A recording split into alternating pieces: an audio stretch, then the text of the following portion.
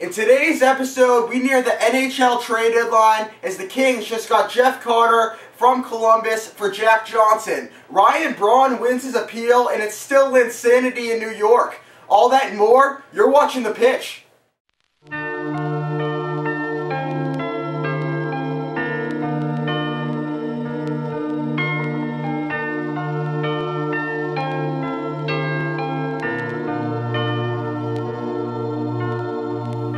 Hey, and welcome to The Pitch. Fox is out this week, so I'm going to be hosting this episode. As always, I am Mitch Sabatelli, and next to me is Mike Peps Peroni. What's up? Now, this show's going to be a little bit different. We're going to make the shows from now on 15 minutes long, and we're also going to be adding a rapid-fire section towards the end of the show. Me and Peps are both going to have 20 seconds to answer the topic. It's going to be short and sweet. We're going to each have a couple seconds to voice our opinions. And it's going to give some more interaction, a little bit more entertainment down at the end. Let's get it going. So here we go. Jeff Carter goes to the Kings for Jack Johnson, the defenseman, as well as a first-round pick. Peps, what is your thoughts on this trade? My thoughts are Columbus is a team that's kind of fading off really quickly in the West. They're just fell out of this completely. They're in last, 18-35, 43 points, not a good start. They're looking to rebuild for next season. It's really just a bad season for them in general. So for them to pick up a defenseman like Jack Johnson is actually really good in general. I mean, I know they gave up Jeff Carter. He's a very good goal scorer. It's good for the Kings there in 8th place, looking to try to make a playoff push in a tough Western Conference.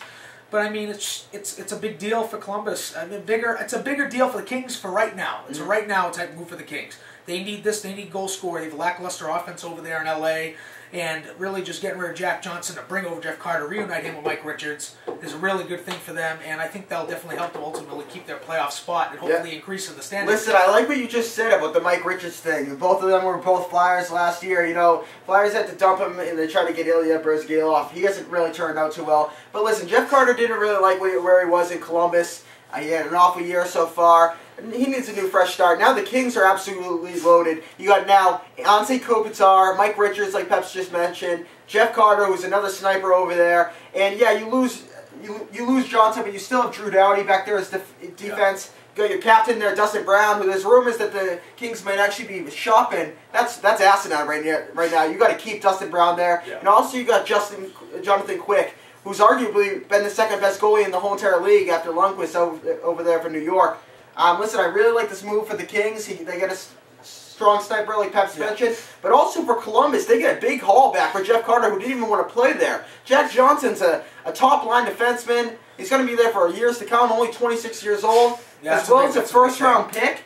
Now, that's a great. I really like that deal. Really quickly, let me just say that Jack Johnson going there helped them rebuild for the next season. Hopefully, get higher in the standings and make that team a little better in general.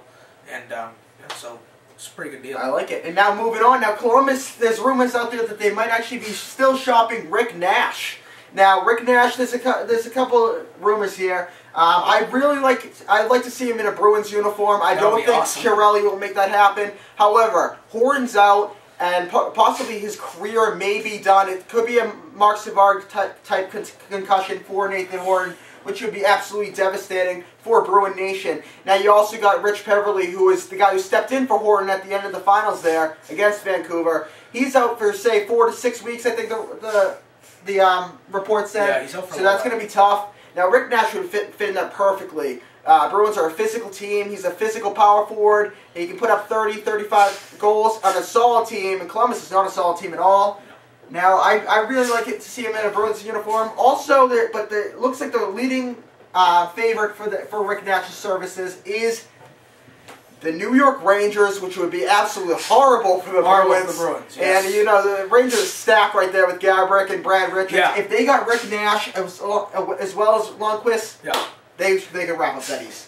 They definitely will. They're up 7 points in the Bruins. As far as I've seen so far, they're trailing 2-1 to the Islanders tonight. I mean, hopefully catch up a little bit and just get away from the other 3 teams below the Bruins. But Rick Nash, I mean, the Blue Jackets really haven't had, like I said earlier, just about like a minute ago, not much going for them this season. Like I said, last in the West, they're just not there. So trying to ship a big name like Rick Nash could be a big move to try to make the team better for next year. You get that first-round pick from the Kings, so you can rebuild. You have a choice for that pick either this year or next. So, I mean, you can rebuild the team and, like I said, try to make a push. So that sounds a little crazy. He's like the best player.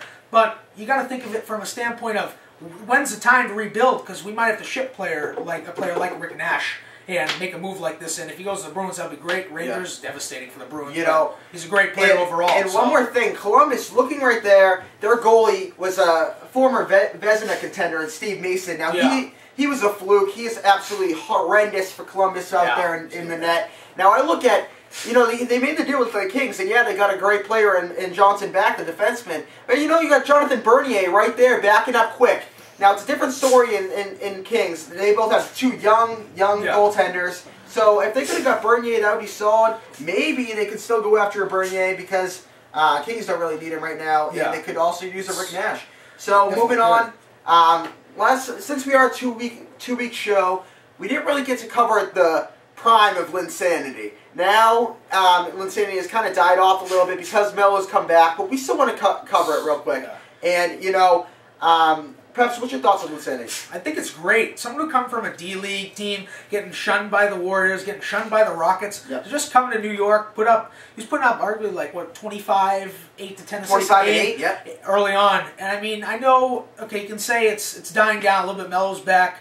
Okay, he had a 1 of 11 game, shot 9% from the field. I mean, he's still contributing to a Knicks team that definitely needs his services right now. They definitely want to keep their place and hopefully get higher. Hopefully thinking to maybe overtake a team like the Celtics who are struggling right there with them. So, I mean, he's a big key to this team. And with the Mike D'Antoni style of play, with the quick offense, get up, down the floor, Linsanity he's a perfect player to have for the New York Knicks, and he's been doing really good. They're 9-3 with him. Yeah. And, I mean, just, so what? You lost to the Heat. The Heat are arguably the best team in the NBA. So, you lost 1 of 288. I mean, just...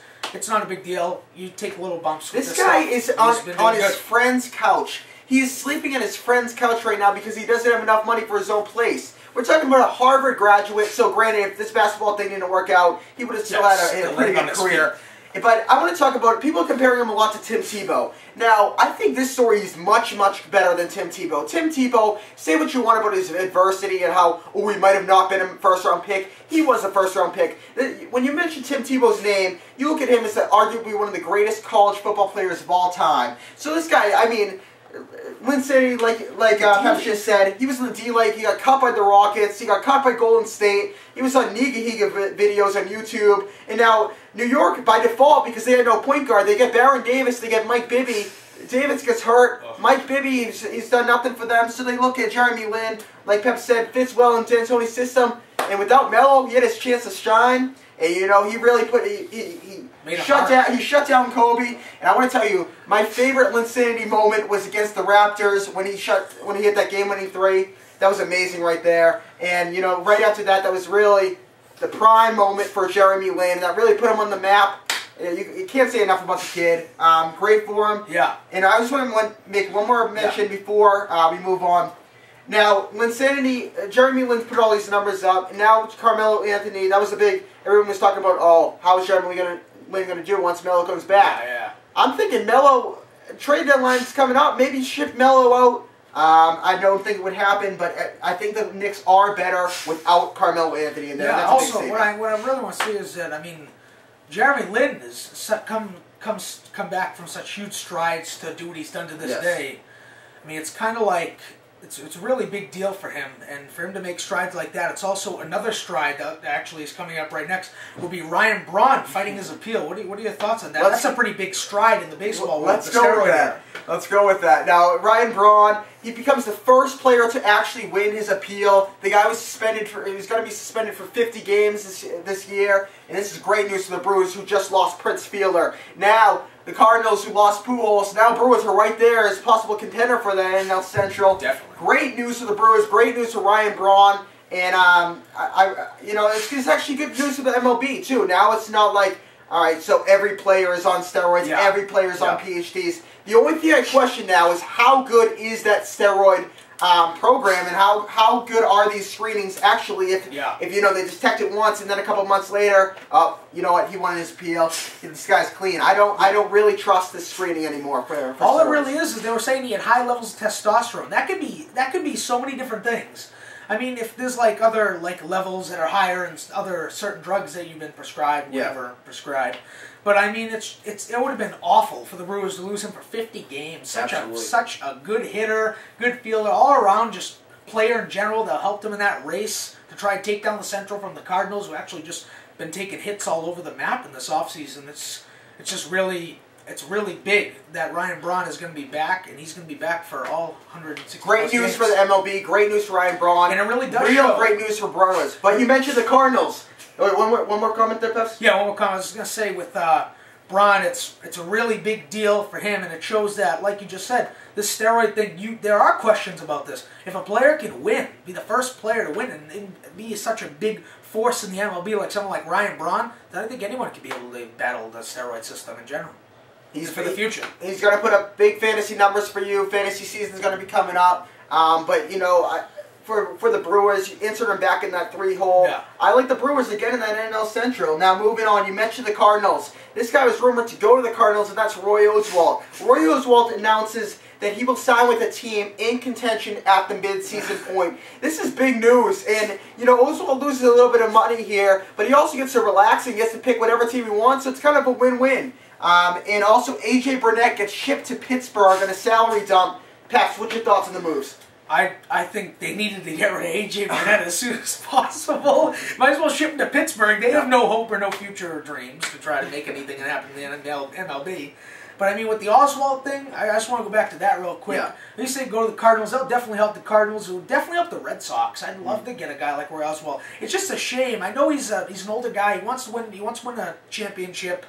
The World Series, and I know it's like the mid-year, he wants to wait, but I feel like it's kind of unfair to other teams that really need a pitcher right now. So for him to be holding back, I understand he's a veteran, he can do what he wants, but it's just kind of unfair in general. So. Yeah, you know, the Yankees didn't really need A.J. Burnett. They just picked up Michael Pineda and Hiroki Kuroda. Now that rotation that looked like it was going to be a weakness for them looks like a strength. Throw it there with Sabathia, Pineda, Kuroda. They just got they re-signed Freddie Garcia, and who knows, maybe Philly Hughes can come back in there and be even Nova can be in that rotation. Yeah. It was a great move for the Yankees. Get that salary out there. Maybe they can make a move at the midseason. Now for Roy Oswalt, this is a real good decision. I really like the move by Roy Oswalt. He was narrowing it down between the Cardinals, Rangers, and Red Sox. Rangers have a load of rotation. Throw them out of there. Cardinals, I don't see them doing too much without Pujols. And the Red Sox, you know, who knows with them right now. Yeah. Give it a couple months. But here we go. Rapid fire section. Me and Peps each have 20 questions to answer.